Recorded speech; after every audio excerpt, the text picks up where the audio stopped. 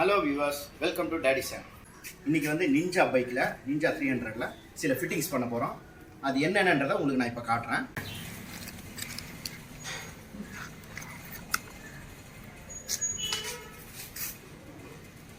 Mobile charger இதை fit பண்ணிவிட்டு இதை கனெக்ஷன் டைரெக்டாக பேட்டரியில் கொடுத்துட்டோம்னா நம்ம டிரைவிங்கில் போகும்போது மொபைல் வச்சுக்கலாம். இதை எப்படி ஃபிட் பண்ணுறதுன்னு காட்ட போகிறோம். அப்புறம் ரேடியேட்டர் கார்டு, அப்புறம் என்ஜின் கார்டு, இது மூணுமே எப்படி ஃபிட் பண்ணுறதுன்னு உங்களுக்கு காட்ட போகிறேன். இது ஆக்சுவலி என்ஜின் கார்டு இல்லை, இது வந்து சைலன்சர் பைப்புக்கான ப்ரொடெக்ஷன் கார்டு. இது ரெண்டு எப்படி ஃபிட் பண்ணுறதுன்னு காட்ட போகிறேன்.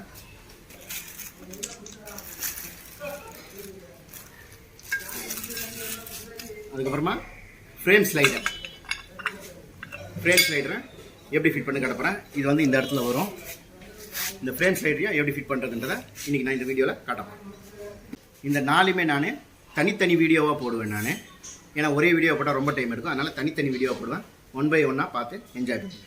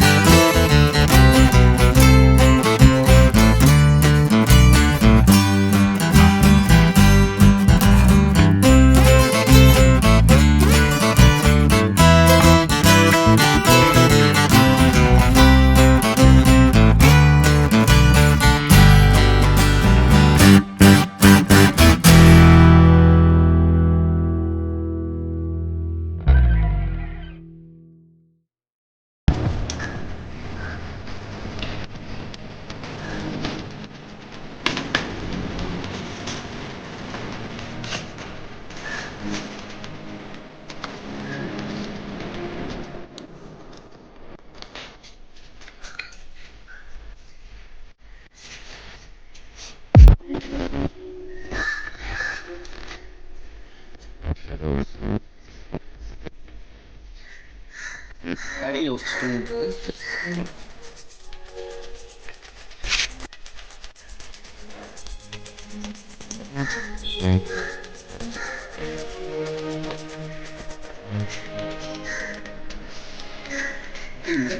ரெண்டு கிராம் இந்த 2 ஜா வருதுங்க.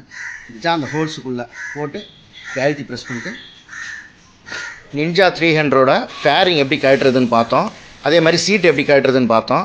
இனி அடுத்த வீடியோவில் இதுக்கு வந்து மொபைல் சார்ஜரை எப்படி கனெக்ட் பண்ணுறது அப்படின்றத காட்டுறேன். கண்டினியூஸாக அடுத்த வீடியோவையும் பாருங்கள்.